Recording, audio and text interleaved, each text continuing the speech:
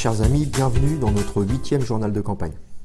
Merci d'être toujours si nombreux à nous suivre, à nous envoyer vos messages de soutien ou vos doléances. Cette semaine, j'ai été interpellé sur la question de l'école par de nombreux parents qui ne comprennent pas que malgré les promesses d'embauche, malgré les discours sur la priorité que ce gouvernement donnerait à l'école, tant de classes ferment dans notre département, que des écoles entières parfois disparaissent, laissant des villages sans lieu de vie et condamnant les enfants à parcourir plusieurs kilomètres chaque jour pour se rendre à l'école, tandis que d'autres, les plus jeunes, les plus fragiles, s'entasseraient à plus de 30 dans des classes maternelles. Mes amis, cette question de l'éducation que l'on veut offrir à nos enfants est une question centrale et éminemment politique.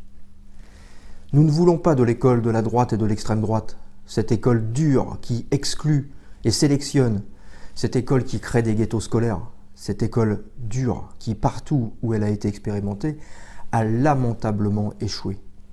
Comme en Suède, où toutes les recettes des Le Pen, Fillon et consorts ont été mises en œuvre. Municipalisation des écoles et des enseignants, chèque éducation, fin de la carte scolaire, un rêve de libéralisation. Et quel est le triste bilan de cette réforme? Eh bien, il est simple. Les performances des enfants se sont écroulées dans tous les domaines et les inégalités ont explosé. Voilà ce que nous promettent les chantres de l'école libérale. Dans un contexte de capitalisme débridé, creusant toujours plus les inégalités, rendant chaque jour plus insupportable une précarité qui ne cesse de grandir, il est urgent de bâtir une réponse collective, de proposer un nouveau modèle de société et de permettre à chacune et chacun de s'émanciper et de vivre mieux. C'est tout le sens de ma candidature. L'éducation est, avec la conquête des moyens de subsistance et celle des leviers démocratiques, un des 3 piliers essentiels sur lesquels nous appuyons notre programme. Car elle permet d'assurer la formation de tous nos futurs citoyens pour leur donner les clés permettant de comprendre le monde et d'y agir. Ne nous y trompons pas, l'éducation n'a jamais été et ne sera jamais une priorité pour les élus de droite et de l'extrême droite. Construire l'avenir en partage, c'est miser sur la jeunesse. C'est lui donner les moyens de se réaliser pleinement, en tant que femme, en tant qu'homme, mais aussi en tant que citoyen. Construire l'avenir en partage, c'est mettre le paquet sur une école de qualité, une école de l'égalité. Il y a tant à faire. Cette école de l'égalité est indispensable pour bâtir une société plus juste. Ma priorité, si vous faites le choix de m'élire en juin, sera donc d'agir sur les moyens de transformer l'école pour qu'elle permette à tous d'en tirer le meilleur profit, pour qu'elle cesse d'être un instrument de reproduction des classes sociales au service des plus riches et qu'elle devienne enfin vraiment l'instrument de l'émancipation humaine, individuelle et collective.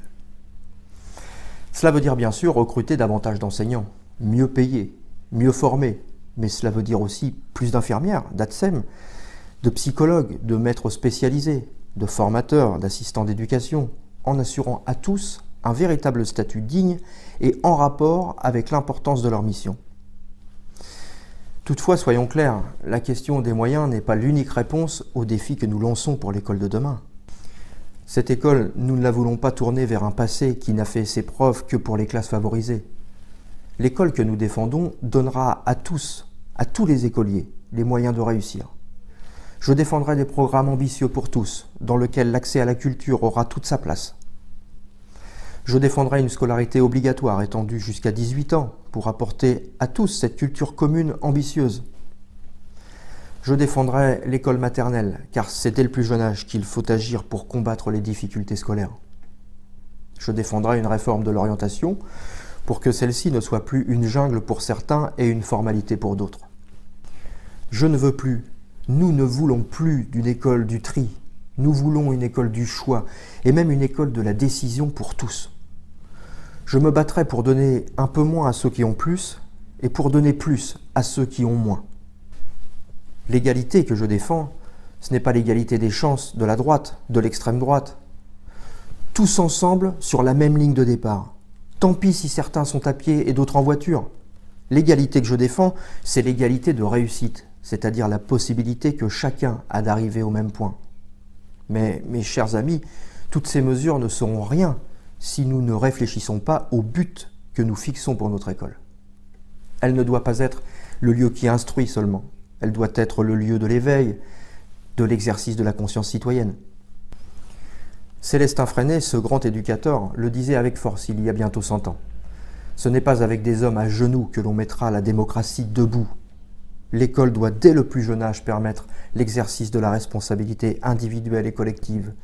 Elle doit développer en son sein la coopération et la démocratie. Elle doit permettre aux élèves d'en faire l'expérience, pour de vrai, pour que demain les futurs citoyens puissent construire l'avenir en partage. C'est cela que je souhaite pour notre école.